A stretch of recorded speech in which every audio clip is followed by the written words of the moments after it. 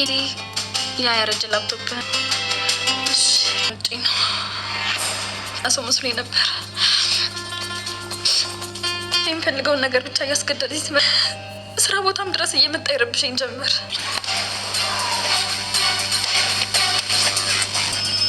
ከፈረንጅ ስራዎች ነው እዚህ ከተስማማ ለማለት ነው። ምን መጥቶ ትለኝ እንዴት አምናለሁ?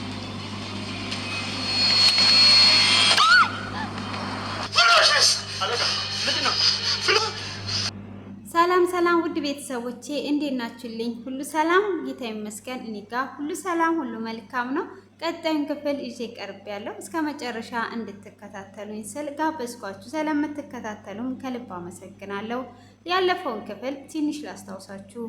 ዲናና ታዴ ተጣልተው ነበር።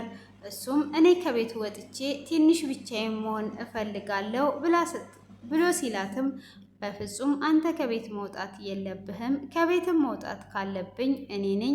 አንተ ከሳቤላ ጋራ እዚህ ሆነ ጊዜን አሳልፍ፣ እኔ ሆቴል ይዤ መቀመጥ እችላለሁ ብላ ልክ ልትወጣ ስትል ሳቤላም በፍጹም ዲና አትወጣም፣ ዲና ከወጣች እኔም ከዚህ ቤት እሄዳለሁ ስትል ታዴ እጅግ ነበር የደነገጠው። በፍጹም ይሄ ነገር አይሆንም። እንዴት ነው ይሄ ነገር የሚሆነው? ልጄ ምን ሆነሽ ነው? ነይ አብረን የምናወራው ነገር አለ ብሎ ልጁን ይዞ ሲያወራት እኔና ዲና መካከል አለመግባባት አለ። ስለዚህ እኔ ብቻዬን ሆኜ ጊዜ ማሳለፍ ፈልጌ ነው። ምን ሆነሽ ነው ልጄ ብሎ ቢላትም አይ አባዬ አንተም እሷም መሄድ የለባችሁም ብላ ትለዋለች። እኔን የምትወደኝ ከሆነ አንተም ከዚህ ቤት እንዳትሄድ፣ ከዲና ጋር ጥለኸኝ ከሄድክማ እሞታለሁ ብላ ትለዋለች። እሱም እሺ በቃ ልጄ እኔ የምኖረው ላንቺ ስለሆነ አንቺ የምትይኝ ሁሉ አደርጋለሁ በማለት እሱም ወደ ውስጥ ይመለሳል። ተመልሶም መኝታ ቤት ሄዶ አልጋ ላይ ቁጭ እንዳለ ዲና ትመጣና ማታም ስለሆነ ልትተኛ ስትል እሱም ትራሱን ይዞ ይወጣል። አባቴ ለምንድን ነው የምትወጣው? አንተ እዚህ ተኛ፣ እኔ ከልጄ ጋር እተኛለሁ ብላ ስትለው አይ አንቺ እዚህ ተኚ፣ ለተወሰነ ጊዜ እንደዚህ ሆኗል፣ እኔ ልጄ ጋር ተኛለሁ፣ አንቺ ግን እዚህ መተኛት ትችያለሽ ብሎ ሲላት እንዴ አባቴ ምን ነካ? ልጅ ልትሰጥ ለተዘጋጀች ሚስት እንዴት ነው እንደዚህ ጀርባህን የምትሰጣት?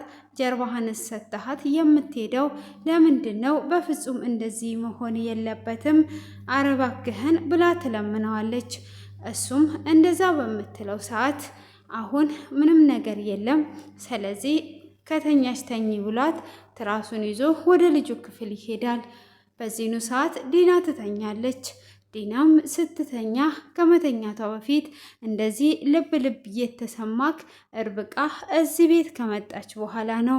ይሄንን ሂሳብህን ሰጥሃለሁ፣ ትንሽ ነገርማ ይዤ አልወጣም፣ ሁሉንም ነገር የማገኘው ይሆናል፣ ለትንሽ ጊዜ ብቻ ነው ብላ ልክ ስትተኛ ህልም ታያለች። ህልምም ያየችው ታዴና ርብቃ ሲጋቡ ድል ባለ ሰርግ እየተጋቡ እያለ እሷም እያበደችና እያለቀሰች እነሱ እጅግ እየሳቁና እየተደሰቱ ርብቃም ንጹም ሳቤላም አንድ ላይ ሆነው እየተደሰቱ እያለ ታያለች።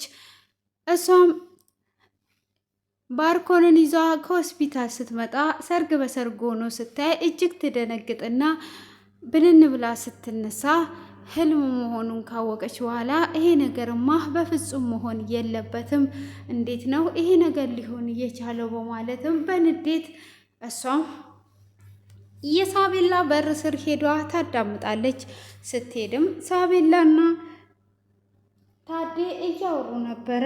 ሳቤላም ስለ ርብቃ ስትጠይቀው ስለ ርብቃ እጅግ ደስ የሚል የሚያዝናና ነገር፣ ርብቃ ዶክተር ብቻ ሳትሆንም የህይወት ዶክተር ናት፣ በጣም ንጹህ ልብ ያላትና ንጹህ እህት ናት እያለ ለሳቤላ ይነግራታል። ሳቤላም ካዲያ እንደዚህ የምትወዳት ከሆነ ስለሷ ስታወራ እንደዚህ ደስታ የሚሰማ ከሆነ እሷ የህይወት ሐኪም ከሆነች አይቀር ለምን አታገባትም በማለት ሳቤላ ትናገራለች።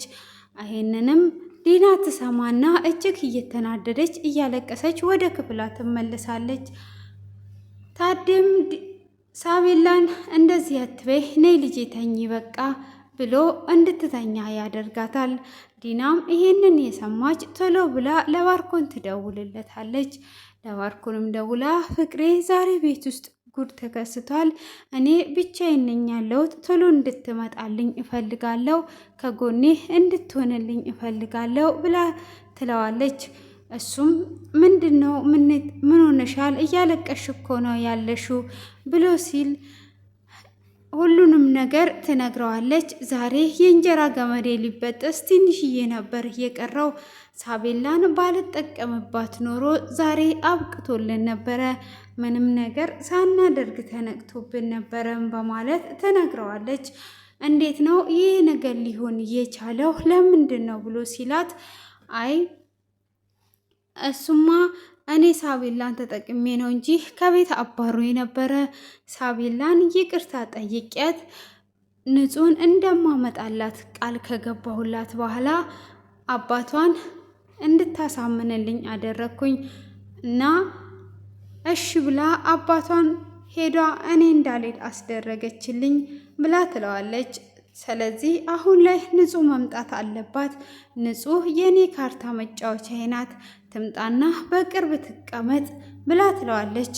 የት ልታስቀምጫ ትፈልገሽ ነው ብሎ ሲላት እሱ እኔ አውቃለሁኝ አንተ አትጨናነቅ፣ ግን እሳቱ ንጹህን ይዞ እንዲመጣ ንገረው ብላ ትለዋለች። እሱም እሺ በቃ አንቺ ሴጣን ምን አስበሽ ነው ብሎ በቃ እደውልለታለሁ በማለትም ይለያያሉ። ንጹም ወደ አዲስ አበባ እንድትመጣ ትፈልጋለች። ባርኮንም እንግዲህ ነገ ጠዋት መተሽ ውሰጂኝ፣ እኔም ከጎንሽ እሆናለሁ፣ መጥቼ ለርብቃ ቪዲዮውን ልኬላት ሰፕራይዝ አደርጋታለሁ ብሎ ይላታል። እሷም እንደዛ በሚላ ሰዓት በቃ እኔ ፍሌሹን ይዤ ልምጣ ቦታውን ንገረኝ ብላ ስትል ያንን ቦታ ከኔ ውጪ ማንም ሰው ማወቅ የለበትም፣ ስለዚህ አሁን መጥቼ ልላክላት፣ አንቺ ነይና ውሰጂኝ ብሎ ይላታል። እሷም ሄዷ ትወስደዋለች። ሄዷም ካመጣችው በኋላ ይዞት መጥቶ እቤት እንደሆነ ወደ መኝታ ክፍሉ እንዲወስደው ይደረጋል። መኝታ ክፍልም እንደገባ ፍሌሹን ፍለጋ ነበር እየገባው። ፍሌሹንም እየፈለገ እያለ ፍሌሹን ሊያገኝ አልቻለም። ፍሌሹን ዶክተር ርብቃ ወስዳው ነበር የሄደችው። እጅግ እየተናደደና ራሱን መቆጣጠር እስኪያቅተው ድረስ እየጮኸ ይገኛል። ዶክተር ርብቃም ቤቲ እስካሁን ድረስ እዛ ቤት ምንድን ነው የምትሰሪው? እዛ ቤት ምን እየሰራሽ እንደሆነ ለእኔ አልነገርሽኝም። እምቢ ካልሽኝ የማትነግሪኝ ከሆነ ስልክሽን ዘግተሽ እዚህ ተደብቀሽ እዚሁ እንዳለሽ ለአባቴ ሁሉንም ነገር እነግረዋለሁ፣ ካለበለዛ ደግሞ ያለውን ንገሪኝ ምን ልትሰሪ እንደሆነ እዛ ቤት የገባሹ ስትላት ዶክተር ርብቃም ከፍቅረኛዬ ጋር ስለተጣላው ፍቅረኛዬ እየተከታተለኝ ስለነበረ እነ ባርኮን ያቀረቡልኝን ስራ ተቀብዬ ነው እዛ ቤት የምሰራው እንጂ ምንም ነገር የለኝም በማለትም ትነግራታለች። እሷም እንዴት ነው ይሄ ሊሆን የቻለው እያለች እንግዲህ ዶክተር ርብቃም አልቅሷ ታሳምናታለች። በዛውም ኤፍሬም ይመጣል። ኤፍሬምም እንደመጣ ላይቶፑን ይዘግና ነበር ያለችው። እሱም መቶ ላይቶፕ ውስጥ አድርገው ሊያዩ ሲሉ ቤቲ ቶሎ ትመጣበታለች። ቤቲም ከመጣች በኋላ ምግብ ሰርቼልሃለሁ ብላ ምግቡንም ካቀረበችም በኋላ ርብቃም ቡና ላፍላ በማለት ቡና ልታፈላ ትነሳለች። እሷም ቡናውን አፍልታ ስትመጣ ቤቲና ኤፍሬም ተጣልተው ነበር። ኤፍሬምም 200,000 ብሩን ላኪልኛ፣ የሰው ብር ወስጄ ተጨንቅ ያለው የምትልኪልኝ ከሆነ ቶሎ ላኪልኝ ሲላት አንተ ግን አንድ ጥያቄ እንዳትጠይቂኝ ፍቅረኛ ማናት እንዳትይኝ በማለትም ሲላት እሺ ብሩን ለማን ነው እየፈለከው? እሱን እንድትነግረኝ እፈልጋለሁ። ከዛን እኔ አሁኑኑ አስተላልፍልሃለሁ በማለት ስትል ብሩን ያጠፋሁት የርብቃን ብር ነው። እኔ ማጥፋቴን ከሰማች ታዝንብኛለች። ስለዚህ አሁን ላኪልኝ በማለትም ይነግራታል። እሷም እሺ በቃ አሁን አንድ ነገር የምፈልገው ነገር አለ። ያንን ነገር ማድረግ ከተስማማክ ብሩን አሁኑኑ አስተላልፍልሃለሁ ብላ ትለዋለች። እሱም ምንድን ነው እሺ ንገሪኝ ብሎ ሲላት አሁን ከንፈሬን ከሳምከኝ እኔ ብሩን አስተላልፍልሃለሁ ትለዋለች። ኤፍሬምም በዚሁ መሀል እጅግ ይናደዳል። ምን እያልሽ ነው ያለሽው? ጤነኛ ነሽ ወይስ እብድ ነሽ? በማለትም ሲቆጣት ርብቃ ትመጣለች። ምን ሆናችሁ ነው ብላ ስትል አይ ምንም አልሆንም በቃ ችግር የለውም በማለትም በቃ እኔ መሄድ አለብኝ ብሎ እሱም ሊሄድ ይነሳል። ፍሌሹንም እንዲያጸዳና እንዲያይ በሌላ ቋንቋ ነግራው ከነላይቶቡ ይዞ ወጥቷል ማለት ነው። እንግዲህ ንጹም የገደለችው ወንድሙ እያባረራት ነበረ። ሆኖም እያባረራት እያለ እሳቱ እንደዚህ ተራሩጠንማ የባሰ ሌላ ነገር ስለምናመጣ እኔ ሄጄ ልምታው እናንተ አምልጡ ይላታል። በፍጹም አይሆንም ብላ ስትይዘውም እንግዲህ ቁልጭ እየተናደደም ቢሆን እሳቱ ወደ ኋላ ይመለስና የወንድሙ የገዳዩን ወንድም ሊያባረር ይሄዳል። ሆኖም ከኋላ በኩል ይደበቅና እሳቱን ይመታዋል። ንጹም እንዴት ይሄ ልጅ ቀረ? በእኔ ሰበብ ማንም ሰው ምንም እንደሚሆን አልፈልግም ብላ ተመልሷ ስትመጣ መንገድ ላይ ወድቆ ታገኘዋለች። እሷም ይዛ ወደ ቤት ትመለሳለች። ቤትም ከተመለሰች በኋላ ከእናቷ ጋር ምግብ ምናምን እንደሰሩ አለቃው ይደውልና ንጹን ይዘሃት ና ይለዋል። ንጹንም ጎትቶ ይወጣና ይዟት እንደሚመጣ ይናገራል። እሱም ይዟት እንደሚመጣ ከተናገረም በኋላ እሺ እንደዛ ከሆነማ በጣም ጥሩ ነው አትሄድም ብሎ ይላል። ትሄዳለች እኔ ያልኩት ነው የሚሆነው ብሎ እንግዲህ እሳቱም ወደ አዲስ አበባ እንድትመጣ ሲነግራት ቁልጭም ንጹም በዛ ተስማማለች። ከተስማማችን በኋላ ይዟት ይመጣል። እሱም ይዟት ሲመጣ እኔ ጋር ማረፍ አለብሽ ሲላት ቁልጭም በፍጹም ካንተ ጋር አትሄድም በማለትም እጅህን እንዳትነካት በዚህ እጅ እያለው ሲቆጣ እሱም እንግዲህ ቁልጭን ባላሰበ ይመታውና ይጥለዋል። በዚህኑ ሰዓት ንጹህ ተንበርክኳ እባክን አንተ ነይ ባልከኝ ሰዓት እመጣለሁ አንተ ጋር እንዳለው ትነግራለህ ብላ እንደምንም ብላ ታሳምነውና ትሸኘዋለች። እሷም እንግዲህ እንደዛ ከሸኘችው በኋላ እንግዲህ በስተመጨረሻ ባርኮን ፍሌሹን ፈልጎም አቶታል። ቁልጭም እንግዲህ ወደ አዲስ አበባ ተመልሰዋል ከንጹህ ጋራ። እሱም እሷ ጋር እንድታርፍ ተደርጓል ማለት ነው። ውድ የተከበራችሁና የተወደዳችሁ ቤተሰቦቼ የዛሬው ክፍል ይህንን ይመስላል። እንግዲህ ባርኮን እንዴት እንደሚሆን አሁን ላይ ብዙ ነገር ውስጥ እንደገባ የሚያሳየን ይሆናል ማለት ነው። እንግዲህ ቀጣይ ክፍል እጅግ በጉጉት ነው የምንጠብቀው። እስቲ ዶክተር ርብቃና ታደየ ጋቡ የምትሉ ደግሞ ኮሜንት ላይ ዱቅ አድርጉ። ህልሙ ኦን የምትሉ ካላችሁ ማለት ነው። እንግዲህ እስከ መጨረሻ ድረስ ተከታተሉ። ዘና ፈታ ላረጋችሁ ነው ዛሬ የመጣሁት ማለት ነው። ሀቢቢ ካምቶ አዋሳ ዲላ እንደምትዩት ያበደ ሸንኮራ እያያችሁ ነው አይደል? በጣም ደስ የሚል የጓሮ ማለት ነው። አሁን ፍሬሽ የተቆረጠ ነው። አሁን ፍሬሽ የተቆረጠ ነው። ዲላ ላይ ያላችሁ ወይም ደግሞ አዋሳ ላይ የምትኖሩ ካላችሁበት ድረስ እናመጣላችኋለን። በውስጥ አዋሩን በቃ ጽድት ያለ ይሄው ፍሬሽ የሆነ ሸንኮራ አገዳ ማለት ነው አለንላችሁ እና በጣም የሚጣፍጠው እውነቴ ነው የሌለ ማለት ነው።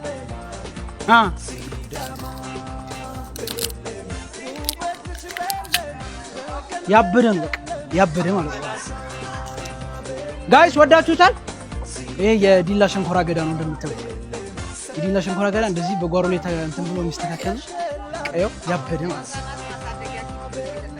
ይሄ ከዚሁ ከህፃናት ማሳደጊያ የተተከለ ሸንኮራ አገዳ እንደምትዩት ወዳችሁታል። ቤተሰብ ሁላችሁም ወዳችሁታል። በቃ ይኸው የተመቸኝ ጋይስ ሃሎ ብቻ ማለት ነው የሚጠበቅባችሁ። በዛ ላይ ውበት ሲሰጣችሁ ጣፋጭነቱ ልነግራችሁ አልችልም ትላላችሁ። እና ለማንኛውም ሀቢባ እንግዲህ አዋሳ ገብታ ሸንኮራ መሸጥ ጀምራለች። ያው ኦርደርም ማድረግ የምትፈልጉ ሃሎ በሏት። ቀምሳ ነው የምትሸጥላችሁ።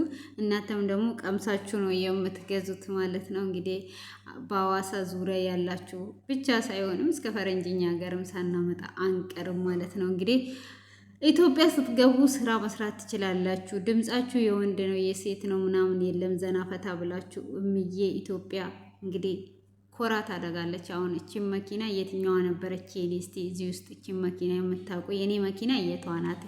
ኮሜንት ላይ ጻፉልኝ ማለት ነው። እና ለማንኛውም ሀቢባ እኔ እኮ ሾጥ ያደርጋታል እንዴ ብዬ አስብ ነበር። አሁንም ሀሳቤን አልቀየርኩም እና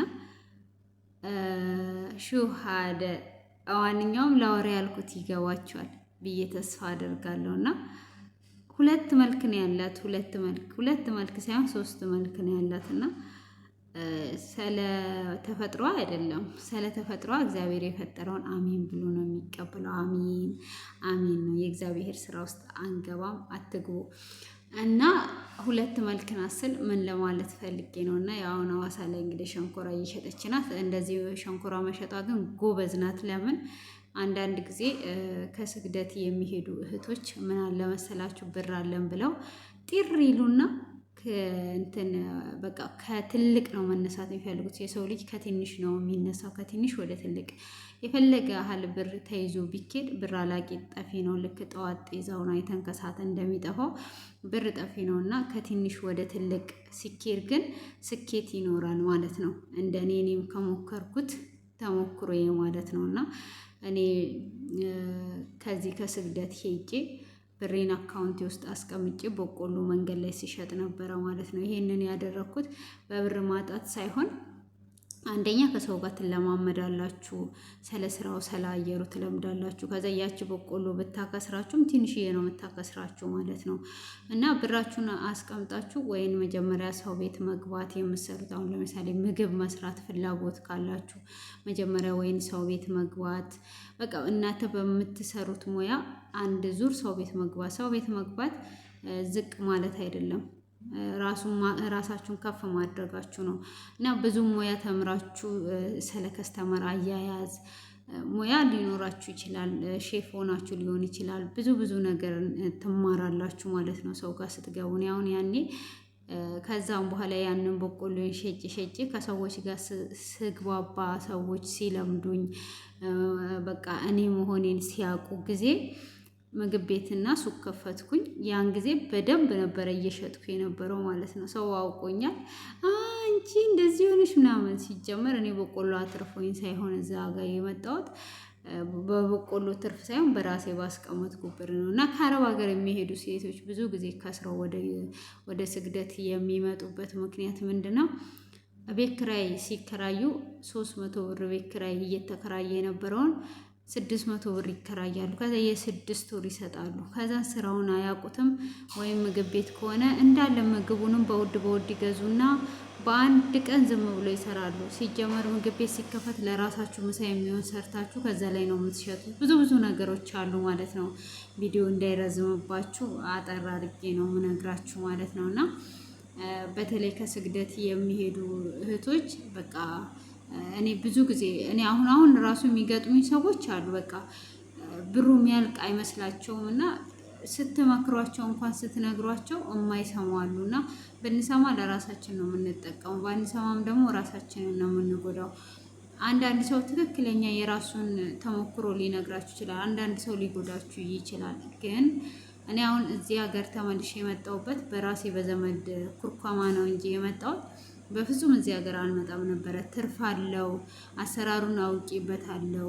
በትንሽዬ ብር ጀምሬ ብዙ ነገር እንገዝቼበታለሁ። በትርፉ ላይ ለብቻ አስቀምጬ ምናምን። ግን የሆነ የራሳችሁ ዘመድ ጋር ስትጠጉ ትቆረቆማላችሁ እንጂ አታድጉም። በቃ ስትቆረቆሙ ትመጣላችሁ። እናንተ ከፍ ልትሉ ስትሉ በቃ በብዙ ነገር ያበሳጫቸዋል። ግን በቃ የሆነ ራሳችሁን ዞር አድርጋችሁ በብቸኝነታችሁ ብትጀምሩ ከአረብ ሀገር እዚህ ከምናገኘው በላይ እናገኛለን። በነገራችን ላይ አሁን ከዚህ ስትደውሉላቸው አትምጡ፣ ኑሮ ውድ ነው ይላሉ። እኔ ለእናንተ ጥያቄ ያለ ኑሮ ርካሽ ነው ተብሎ ሰምታችሁ ታውቃላችሁ? ከተወለዳችሁ እኔ አሁን ከተወለድኩበት ሰዓት ጀምሮ በየጊዜው ኑሮ ውድ ነው። በቃ የትም ልኑር ኑሮ ውድ ነው።